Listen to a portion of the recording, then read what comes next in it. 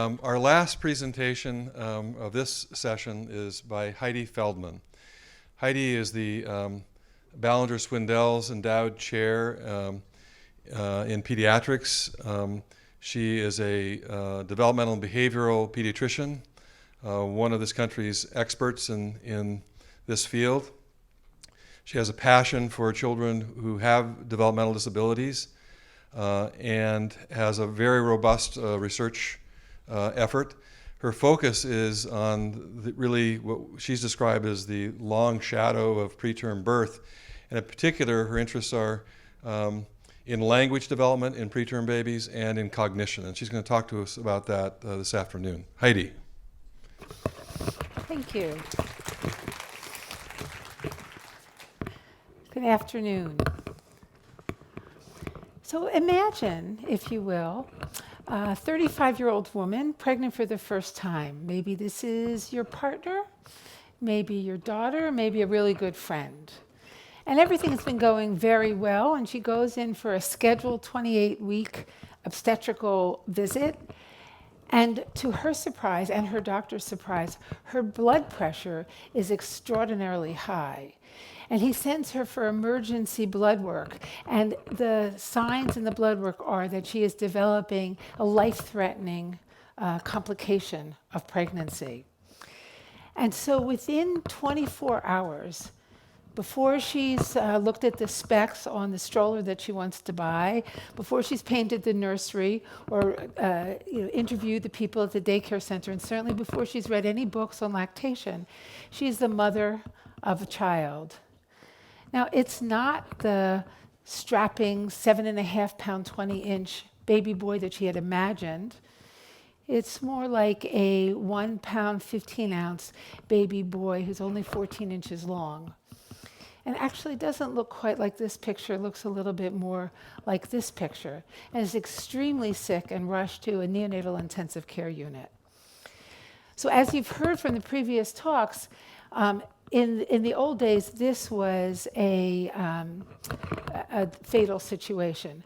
But these days, with modern medicine, we have many opportunities to support children with the respiratory and gastrointestinal supports that they need that you've been hearing about in the last couple of hours.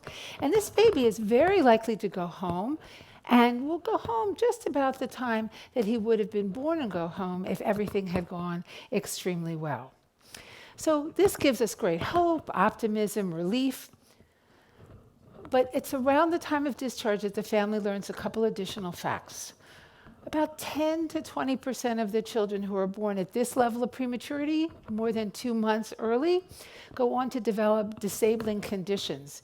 You've heard today about problems with vision. There's also disabling conditions with mobility and hearing. And about half of the children go on to have problems with learning and language, later reading and thinking. They may have difficulty paying attention, socializing with friends, and controlling their emotions.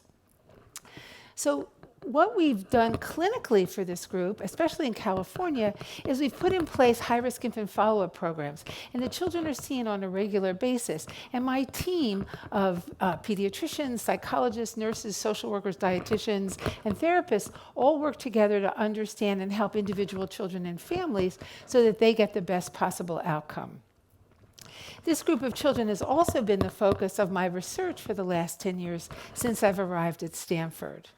And what we've been doing with our, I think it's fair to say, interdisciplinary team that's forging into a transdisciplinary team is thinking about two things. One, can we really understand the outcomes of the children born prematurely in great depth? And can we find underlying psychological or neurological factors that are associated with those outcomes, maybe so we can design better interventions to make those outcomes as good as possible. So what I'm going to do is tell you a little bit about the behavioral studies and then to the neurologic studies. So what I should conclude this part of saying is that the long shadow of the preterm birth is this uncertainty about where children will end in a continuum of developmental outcomes. So I've been working with Anne Fernald and Virginia Marchman from the psychology department here at Stanford. Some of you may have heard Anne's talk last year at Child X and will remember various parts of it. We're interested in the development of language in children born preterm. Now, most of the clinical studies that have been done use standardized measures or parent questionnaires, and they come up with a I'm getting a signal here. I have to remove my earrings because that's giving you this noise. And so let me just do that in this elegant way. Yeah, that's one. Can't do it subtly. There we go. Okay. Sound okay? Yeah, better. Okay, so the standardized questionnaires and measures give you a sense of how much children know, how many words, or how long their sentences may be. What Dr. Fernald and Marchman and I have been interested in is how do children show you what they know, and how efficiently can they process language information. So the task that we use is novel, it's objective, and it's very, very child-friendly. Child sits on a parent's lap and is looking at two pictures in front, and here's a word embedded in a sentence, like where's the baby or where's the doggy. In front of the child are two pictures. One is the distractor, some other object like a shoe, and one is the target, the baby or the doggy. So here's what happens. We watch the baby's eyes. Where's the doggy? Can you see it? Okay, and as you can see, that little guy hears the word doggy and then takes a second or two and moves over and looks at the target. What we can get from this simple procedure is not only that the child understood and moved his eyes, but also we can measure the reaction time in milliseconds about how long it took him to go from the distractor to the target. Now, what happens over development is that children get much better at this, they get much faster. So here's the same little guy at 30 months of age, and take a look at how he now changes his eye position. Where's the doggy? Can you find it? So I hope you could appreciate, in the older child, he was able to move his eyes even before he heard the whole word doggy. So this is a procedure that Anne Fernald has used mostly within typically developing children, looking at individual differences, and we now apply to the clinical group of children born preterm. So let me show you some of the data. So what you see here on the slide is the representation of the sound stimulus, and then a blue bar at the top, which is the reaction time of the full-term children when they're 18 months of age. Right underneath that is the reaction time of the preterm children when they're 18 months of age by the calendar. And as you can see, the preterm children are slower to respond to the word doggy than are their full-term peers at the same chronologic age.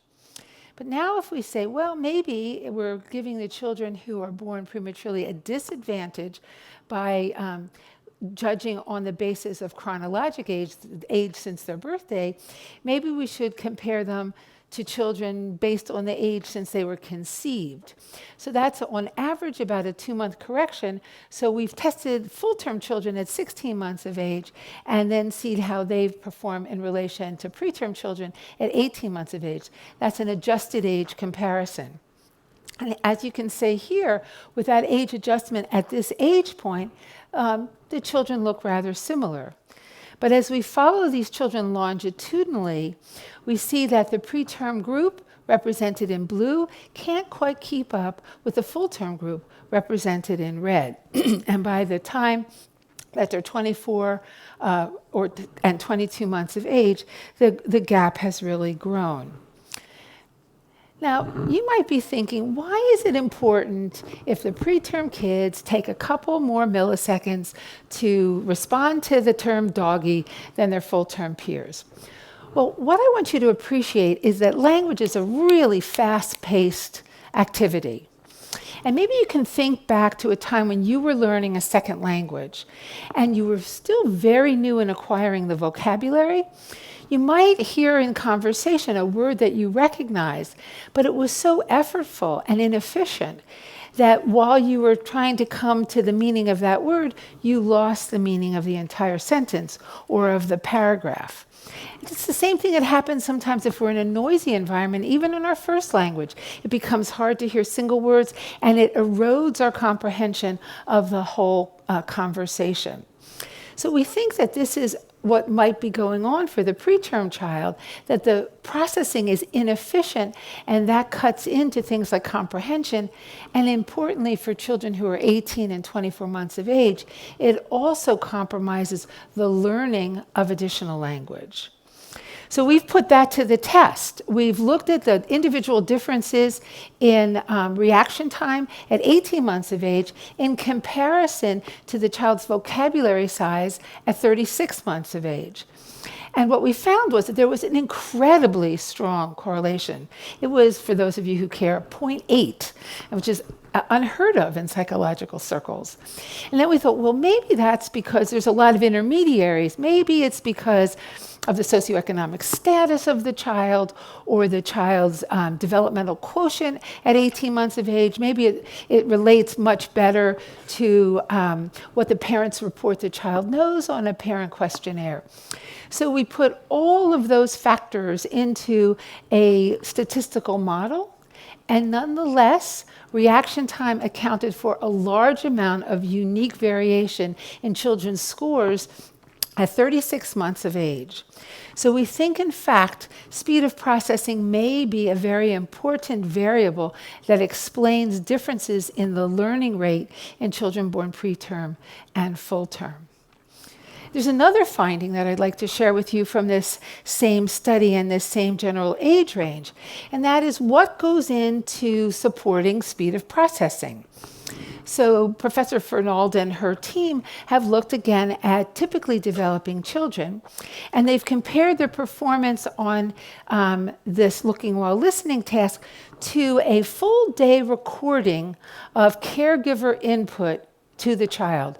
Child wears a little recording device hidden in some specially made overalls, and from that we're able to get a 16-hour recording of what language was directed toward the child. And lo and behold, in typically developing children, the amount of speech that a child hears directed toward him or her is highly associated with speed of processing. And in our full-term controls, we replicated this quite readily. But in the preterm children, the amount of caregiver speech was related to non-time tests, like the vocabulary the parents thought the child knew, or scores on a standardized measure, but the amount of talk did not impact the speed of processing. So the amount of talk was similar in the full-term and preterm group, and it did not have an influence. So it remains an open question if we could either enhance the caregiver input to the child at a young age, or if we wait and then do more intensive intervention at older ages, whether we might be able to speed up processing in these preterm children. So now I want to fast forward you to a completely different stage of development. Now these children born preterm are 9 to 16 years of age. And now we bring them into the laboratory. They're school-age kids. It's really easy to test them using conventional standardized measures. And we put them through a battery of tests. And this slide shows the results of our analyses. Again, the preterm children are in blue, and the full-term children are in red. And what you can see is no matter what the domain is, nonverbal IQ, verbal IQ, expressive language, the preterm children perform below the level of the full-term peers. So we asked the question, could we have predicted the scores on all of those other tests if we just knew the IQ of the child? Or did we get additional predictive power knowing that the child was born prematurely? And what we found was, in general, The preterm children function about a half to a full standard deviation below their full-term peers, but there were a set of tasks where their performance was also explained by the fact that they were premature. So it's as if they had just another slip toward the left in their function. And what were these areas where prematurity made a contribution to outcome? Speed of processing and reading comprehension.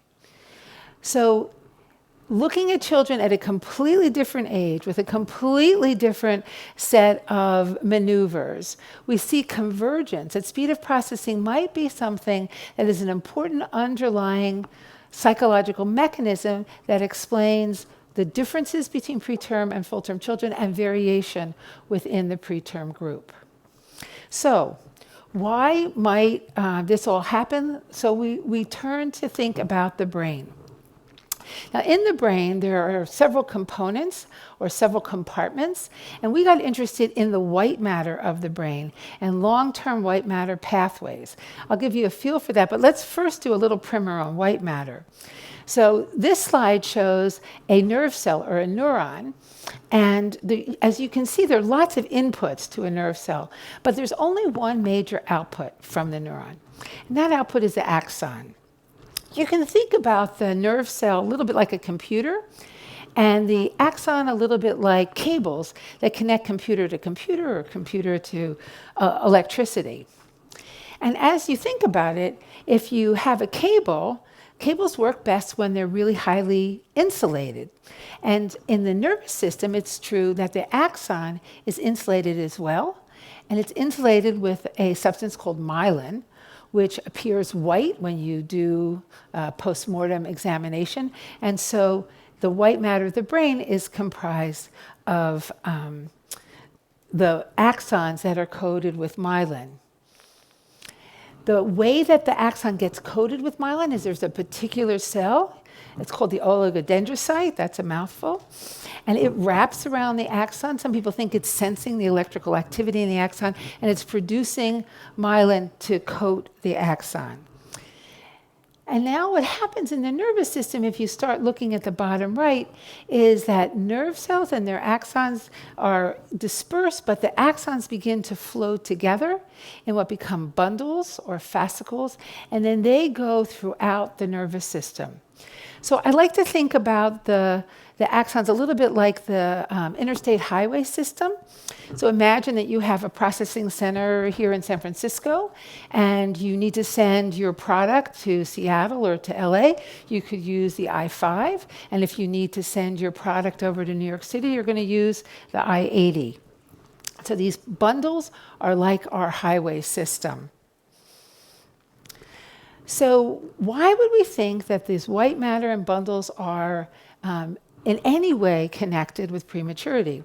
Well, first thing is, in the old days when children routinely died after a preterm birth, we would often see highly destructive lesions of the white matter on postmortem specimens of the brain.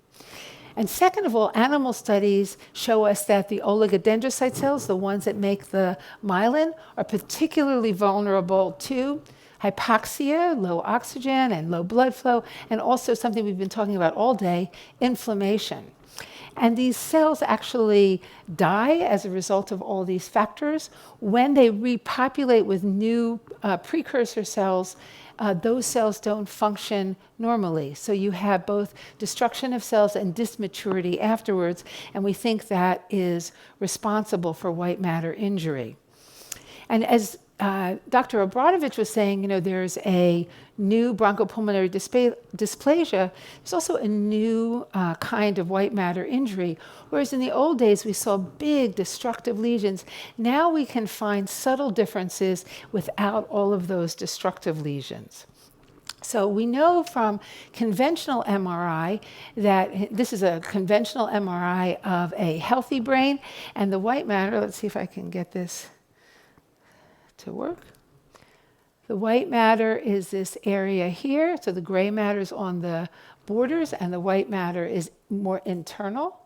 So the white matter is thick. It's about half the volume of the brain. And here is the brain of an individual who had white matter injury. And if you look at the white matter pathways, you can see that they're thin. And the ventricles, which are spaces within the brain, have expanded because there's loss of tissue around them.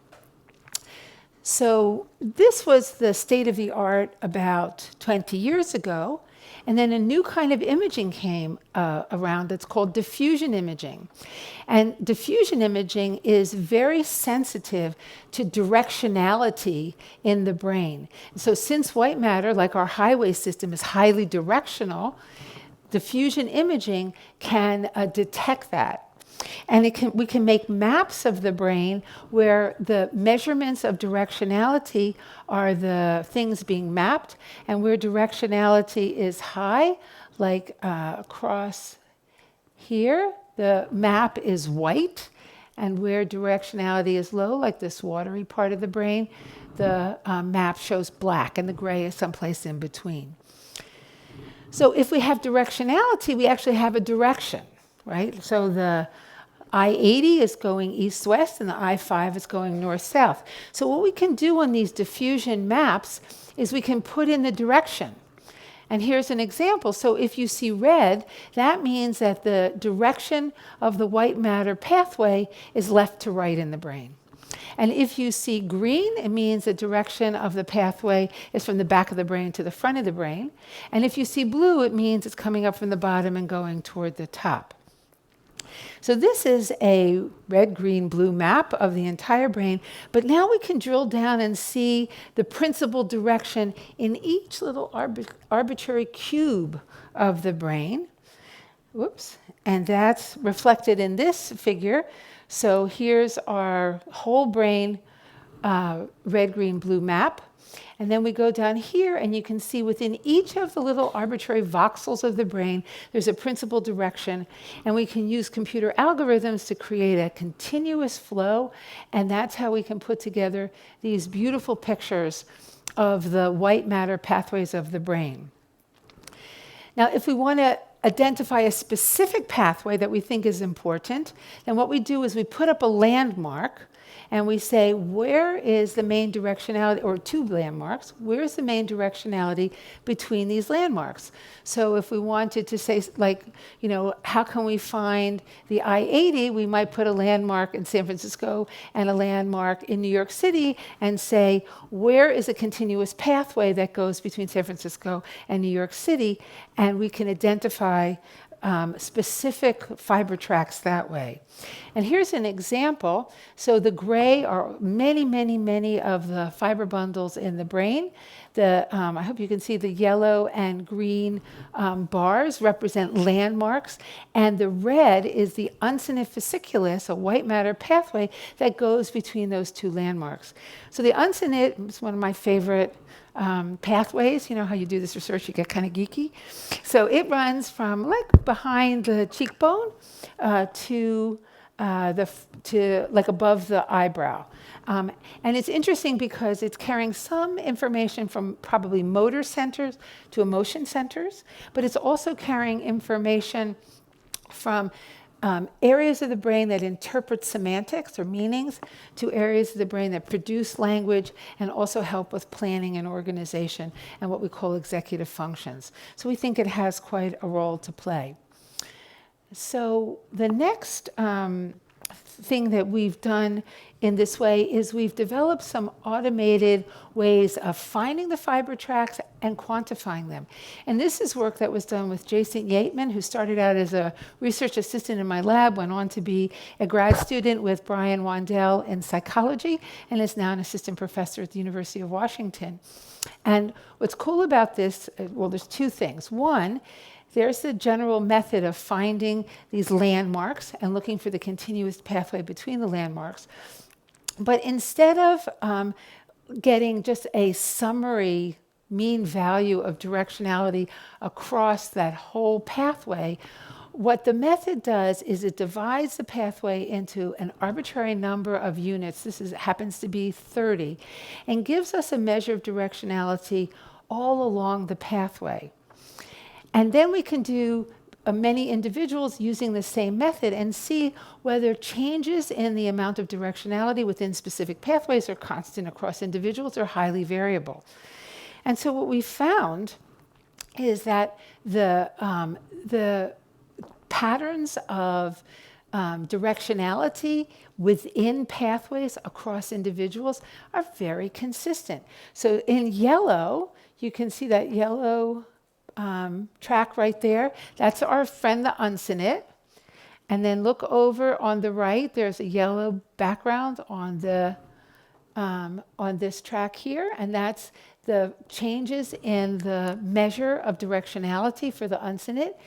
And the lines of individuals overlay so nicely that you can find a mean and a standard deviation for the patterns or these trajectories of the pathway and characterize that in typical development.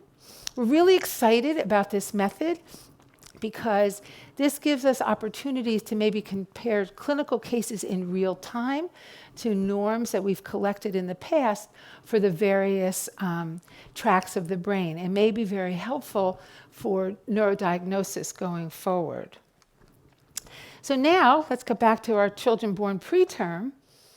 We set out a set of tracks that we thought might be interesting. I'm going to keep referring you over to the uncinate, the yellow, okay, and asked first, at 9 to 16 years of age, can we find any differences in this white matter pathway between children born preterm and children born full term?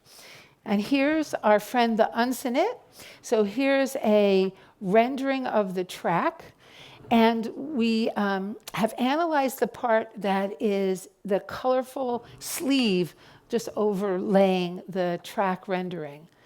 And the color of the sleeve represents how strong a difference we found between the preterm group and the full-term group.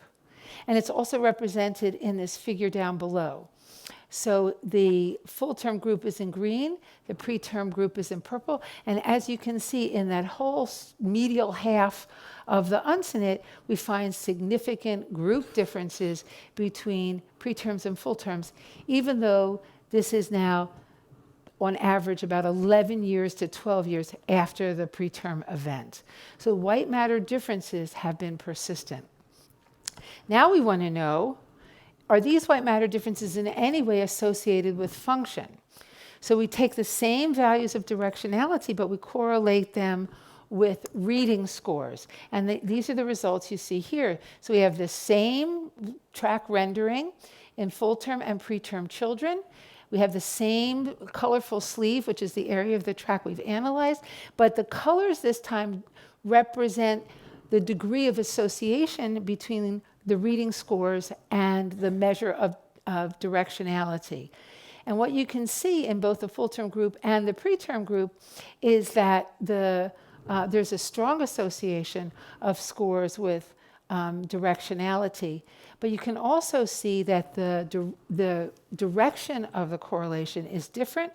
So in the full-term children, individuals who have high reading scores, like near 140, have low values of directionality, whereas in the preterm group, it's the opposite. Children with high scores have high values.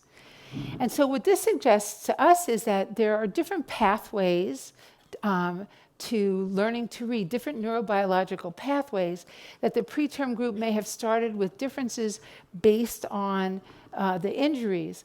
But nonetheless, white matter is important in both groups for understanding individual variation later on.